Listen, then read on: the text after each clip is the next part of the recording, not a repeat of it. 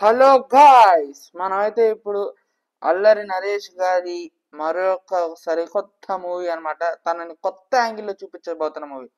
ఎలా అంటే అతను అంతకుముందు వెరీ హిలారియస్ కామెడీ అంటారు కదా, మనం నవ్వి నవ్వి చచ్చిపోతాం కదా, అలాంటి సినిమాలు తీశారు.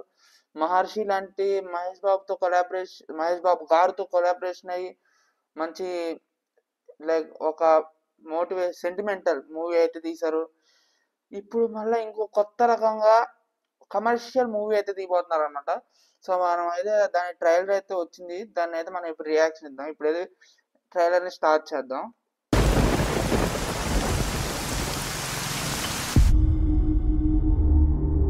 ఏమవుతాడో మనకి వరుసకి చిన్నాన్న అవుతాడండి. నేను మీ చిన్నాన్నని ఎక్కడ కలిశానో తెలుసా అమ్మా? సత్యవరం జాతర. ఆ రోజు ఎదటోడిని కొట్టడంలో ఆయన చూపించిన శ్రద్ధ చాలా గొప్ప విషయం. ఇంకోసారి నేను మీ చిన్నాన్నగారిని ఎక్కడ కలిసానో తెలుసా అమ్మా?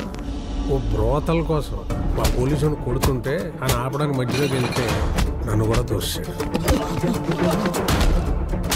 పోలీసు మాయా, దెబ్బలు పెద్దగా ఆడలేదు. నేను కొంచెం గట్టిగా ట్రై చేయి.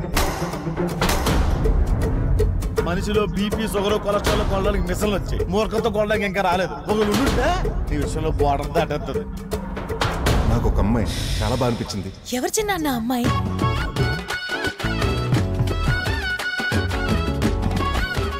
ఆ సిగరెట్ మందు ఆ మూడో చెప్పాలంటేనే ఏదోలా ఉంది.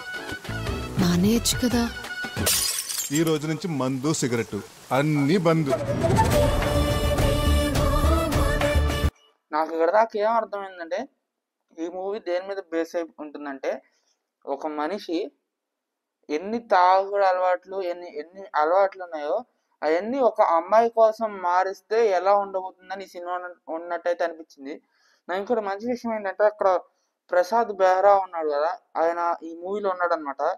అతను ఎంత కష్టపడ్డాడో నేనైతే తన సిరీస్లు చూశాను. లైక్ ఒక్క సిరీస్ తన మొత్తం కెరియర్ని మార్చేసింది అనమాట. పెళ్లివారి మంది అని ఒక యూట్యూబ్లో ఒక సిరీస్ ఉంటుంది అనమాట. సో ఆ సిరీస్ స్టార్టింగ్ నుంచి నేను చూశాను. 3 సీజన్స్ ఉంటాయి. దాని కంటిన్యూషన్ వేరే ఛానల్స్లో కూడా ఉన్నాయి.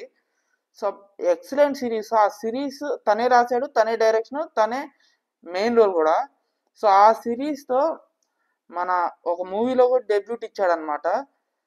అదే ఉంటుంది కదా, ఆ రోజులు మళ్ళీ రావు, ఆ సాంగ్ ఉన్న సినిమాలో డెబ్యూట్ ఇచ్చాడు. ఇప్పుడు మళ్ళీ ఈ సినిమాలో కూడా ఉన్నాడు. ఎక్కడికో వెళ్ళిపోతాడు, చూస్తూ ఉండండి మీరు. ఇప్పుడైతే స్టార్ట్ చేద్దాం.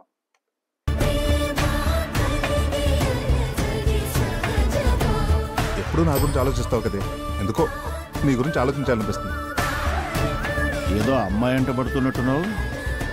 మీరంతా అమ్మాయిలనే చూస్తారు, కానీ వాళ్ళు వెనకున్న బాబుల్ని బలాల్ని చూడరు. ఈ సినిమాలో హైలైట్ అంటే ఇదేరా బాబు. మంచి ఏం చెప్పాడు కానీ మంచి మాట చెప్పాడు, మామూలుగా. అప్పుడే నేను వాడిని కూర్చోబెట్టి వాడికి అర్థమయ్యేలాగా చెప్పుండాల్సి. అప్పుడు నేను చెప్పలేదు, ఇప్పుడు ఆడింటలేదు. నన్ను వద్దనుకున్న వాళ్ళు ఎవరి కోసం నేను ఆలోచించను, బాధపడను. వాడిని ఎప్పుడు ఎలా కొట్టాలో నాకు వదిలేయండి.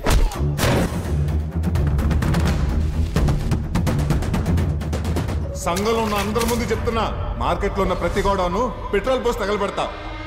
గోన్ సంచి కాదు కదా, పురుకోస్ మొక్క కూడా మిగలదు.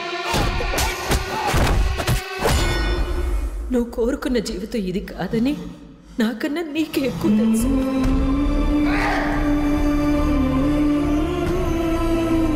బతుకున్నంతకాలం ఈ బాధను అనుభవించాల్సిందే. చచ్చే రోజు వచ్చేదాకా చావు కోసం ఎదురు చూడాల్సిందే.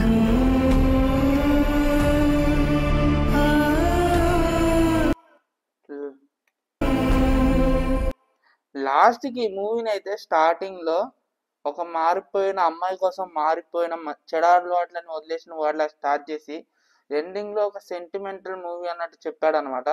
సో ఈ మూవీలో చాలా రంగులు ఉంటాయి. ఆ రంగులన్నీ ఎక్స్ప్లోర్ చేయాలంటే మనం December 20th వెళ్ళి సినిమాని చూడాలన్నమాట.